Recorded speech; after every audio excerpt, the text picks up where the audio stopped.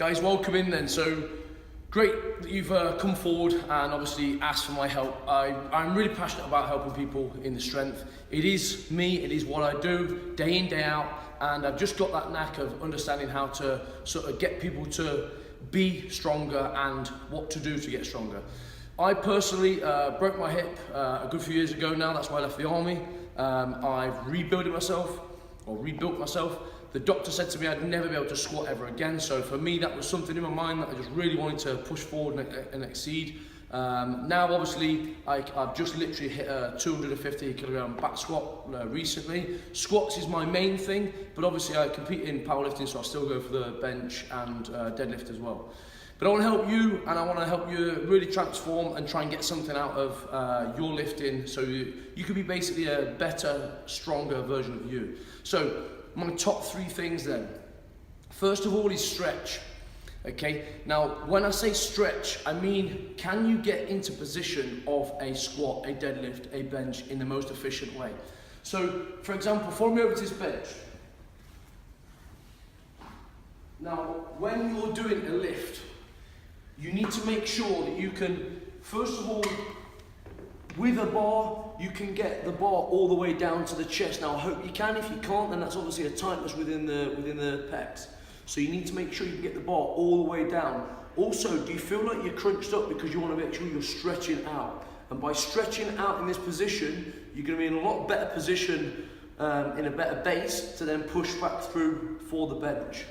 Again, a stretch within a squat. So if you was to do a squat, now from that start position, can you get into that full range squat? Again, stretching into that position. If not, there is certain exercise you can do, which I will put in another video as well, but there's certain exercise you can do to actually get the muscles basically locked in the position that they want to be, ready to drive through in that squat. Because if you think about it, if you get into the squat and your muscles aren't locked in that position that they need to be, you're going to be pushing at different angles, which is then going to hinder you as you're lifting, as you're going out of the squat. Okay, and then lastly, obviously on the deadlift, the stretch position on the deadlift, if the bar is here, you want to be in this full stretch position so you can then drive through and obviously lift the bar.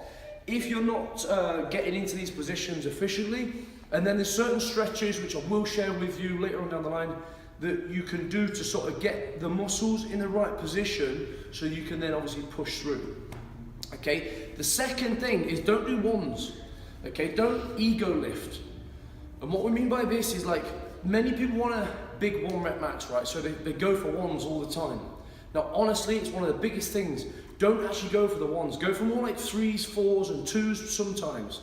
Okay, but by hitting your ones, it's the same as anything really. If you're always trying to hit that number, you're never going to quite get it because you're trying to hit that number and you're not having a tactical approach towards it. So this is why we start all our programs off with high volume and everything, bringing it down as we're going into it and tapering down, and then you'll never hit a 1 unless you're literally going for a competition day or a max rep testing day. And that brings me on to the third thing as well. So the third thing is programming. Okay, you need to program yourself. You can't walk into a gym in strength training and just think, what shall I do today? You need to write it down, plan it, and program what you're going to do. Okay, at least 3 sessions per week, if not 4, 5. Some people do 6. Obviously, if you're doing more like the 5 and 6, you want to have less exercises per session, like literally 2, 3 exercises max per session if you're doing 6. But strength training, you've got to remember, with strength training, it's a lot more tough than your sort of usual training, and obviously you need to be making sure you're recovering enough to then go into the next day. Unlike sort of like volume training with legs, you don't want to be doing loads of volume on the legs and then the next day being sore going into strength training. That's not quite what you want to do. You want to make sure you're recovering enough and you're recovering fast enough to go into the next session nice and sort of unfatigued and ready to attack the session. Okay, so they're my top 3 things, guys. I hope it helped. Email me back, comment on anything, let me help you. Later on down the line, I will send you plenty of stuff. It will come, I promise you. But always give me feedback and let me know anything else you want to know directly at the minute. Thanks, guys. Speak soon.